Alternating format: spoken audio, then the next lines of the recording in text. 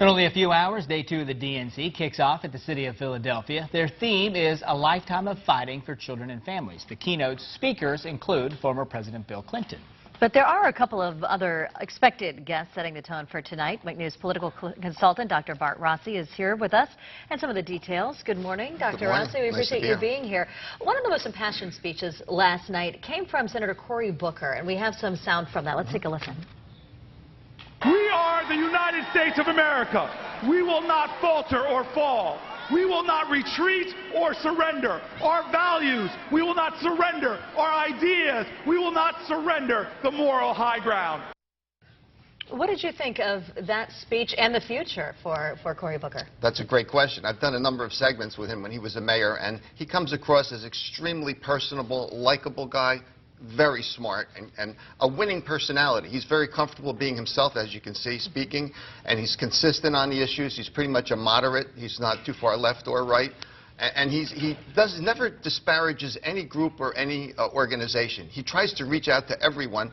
He's a good listener, and he's actually friendly with Chris Christie, even though they're polar opposites in many respects. So he's a real good guy. I'm thinking maybe a Secretary of State possibility.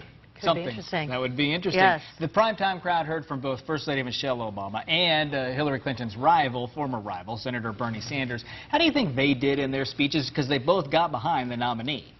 Well, you know, I think Sanders really did a great job. I have to say that he looks authentic. Talk about a winner.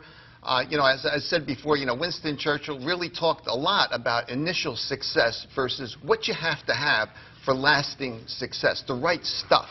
It looks like Bernie has the right stuff to really be in there as a progressive and promote his agenda, you know, on what is fair when it comes to taxes and education and the environment. So I see him lasting and being successful going forward.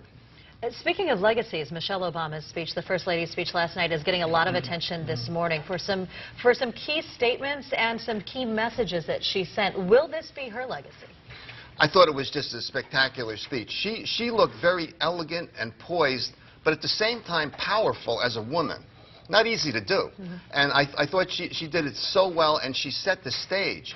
Really a good stage for Hillary Clinton now to step up when it's her turn to talk about what she will actually do to make us all better, to help with the environment, taxes, and education, all the things that Bernie talks about and that she talks about. What is she actually going to propose? And I think that that's going to be on her agenda for Thursday night.